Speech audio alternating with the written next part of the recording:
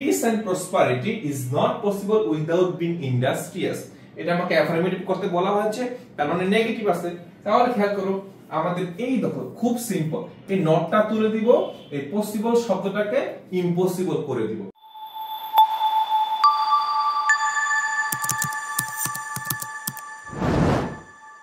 Changing সেন্টেন্সের উপর Dinajpur board 19 একটা গুরুত্বপূর্ণ ক্লাস শেষ করব। চলো শুরু করি আমরা। তাহলে ফার্স্ট যে সেন্টেন্সটা আমাদের রয়েছে সেটা হচ্ছে যে we work hard to attain success in our life. এটা আমাকে কমপ্লেক্স করতে বলা হয়েছে। তাহলে সেন্টেন্সটা আছে কি এটা বুঝতে হবে, সিম্পল না কম্পাউন্ড আছে। খেয়াল করো একটা মাত্র সাবজেক্ট, একটা মাত্র ফাইনাইট ভার্ব, তাহলে অবশ্যই এটা কি হবে আমাদের সিম্পল সেন্টেন্স হবে।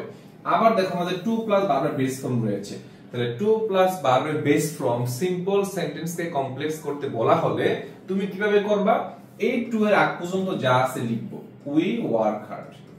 আচ্ছা লিখার পরে আমি কি করব, সো দ্যাট নিয়ে আসবো, নিয়ম অনুযায়ী কি আসবে সো দ্যাট।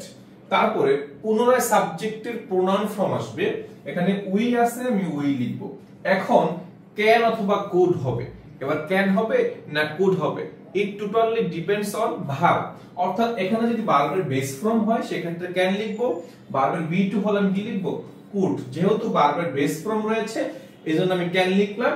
তারপরে এই যে টু এর পরে যা আছে attain success in our life, আমি ঠিক ক্যান বা কুড লিখার পরে আমি টু এর শেষ পর্যন্ত লিখে দিই, টু এর পরে যা আছে সব লিখে দিব শেষ। এরপর আসো B number, peace and prosperity is not possible without being industrious.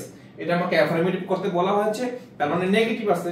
তাহলে খেয়াল করো আমাদের এই দেখো খুব সিম্পল, এই নটটা তুলে দিব, এই পসিবল শব্দটাকে ইম্পসিবল করে দিব, তাহলে আমাদের নেগেটিভ থেকে অ্যাফার্মেটিভ হয়ে গেল। বাকি অংশ সেম থাকবে। তারপর সি দেখো, a man who leads an idle life brings misery for his life.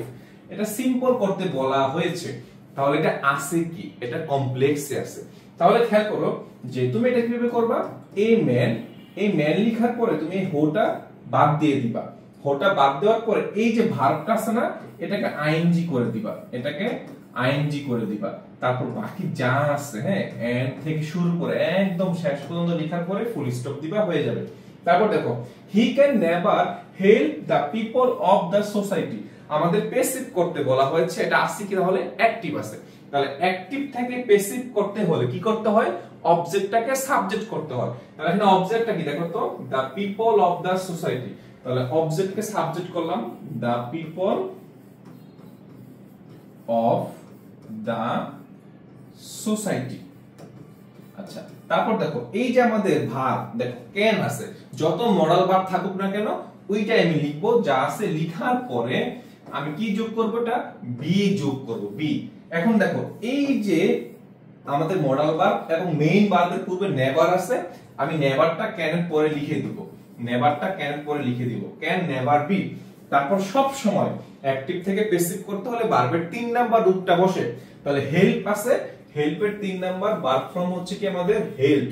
তারপর বাই লিখবো, বাই লেখার পরে এই যে আমাদের সাবজেক্ট আছে হি, এর অবজেক্ট ফর্ম আমি লিখে দিব, শেষ হয়ে গেল অ্যাক্টিভ থেকে প্যাসিভ।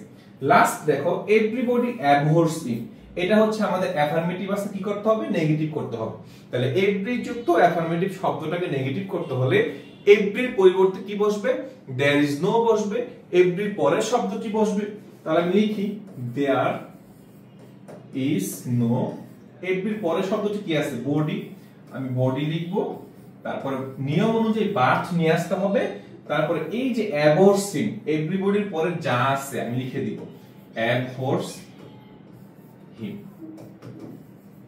এই তো আমাদের দিনাজপুর 19 কোশ্চেনটা সলভ হয়ে গেল। খুবই সিম্পল না বলো?